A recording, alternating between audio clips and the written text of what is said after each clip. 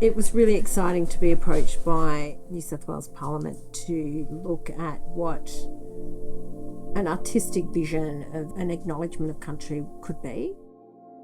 So looking at, if we just took a core underneath where Parliament House sits, what stories could be told in the layers of country that are there. And that's the things we're exploring with Rowena about, layers of middens, layers of ash where fires would have been. We do all of the texturing up, so we stack them up and we can merge them together, and then we pull them apart again and then fire them and then put them back together again.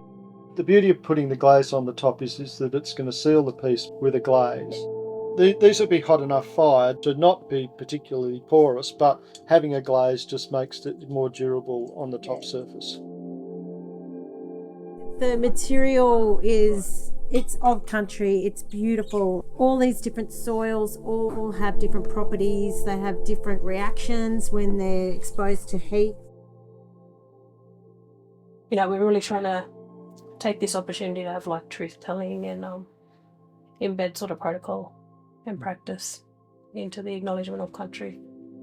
We're going to use elements of our white clay and our white ochre that we used for ceremonial decoration. And a layer that represented the coastal middens that you see along this country. We've got sandstone, I've got shell, timber, the banksia, water representation with the glazing. We've got ash, so that's elements in terms of fire.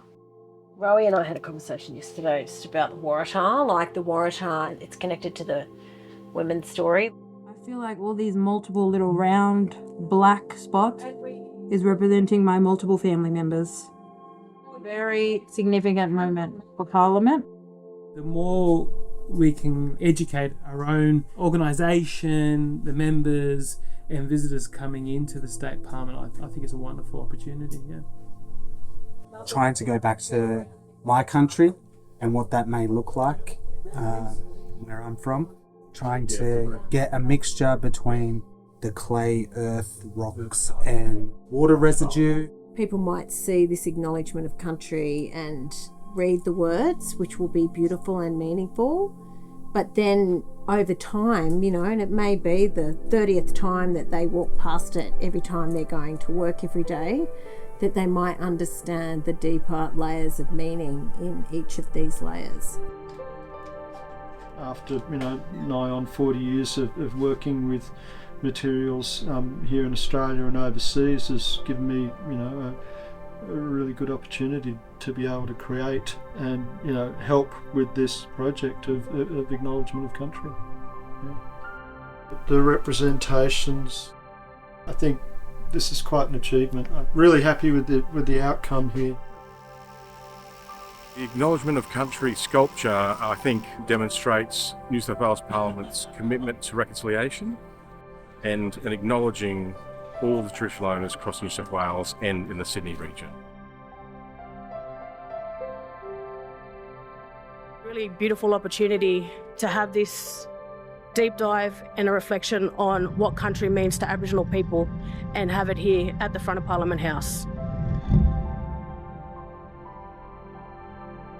The decisions made within these walls reflect our commitment to fostering a spirit of reconciliation and respect. We are here celebrating a strong, a solid, a forever continuing culture. The sculpture and plaque we see before us today represent a meaningful and enduring recognition of the Gadigal people and more broadly of all First Nations people. She's done an amazing job of producing a work of art that seems to enhance the Parliament. Having an art piece that reflects our deep connection and our continuous connection with country.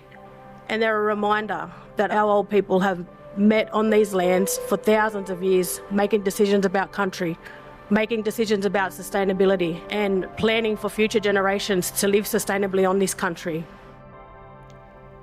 We have now brought the First Nations voice to Parliament. And we can start to see what a modern Australia will look like, where we have these layers of storytelling that sort of say who we are as a modern nation.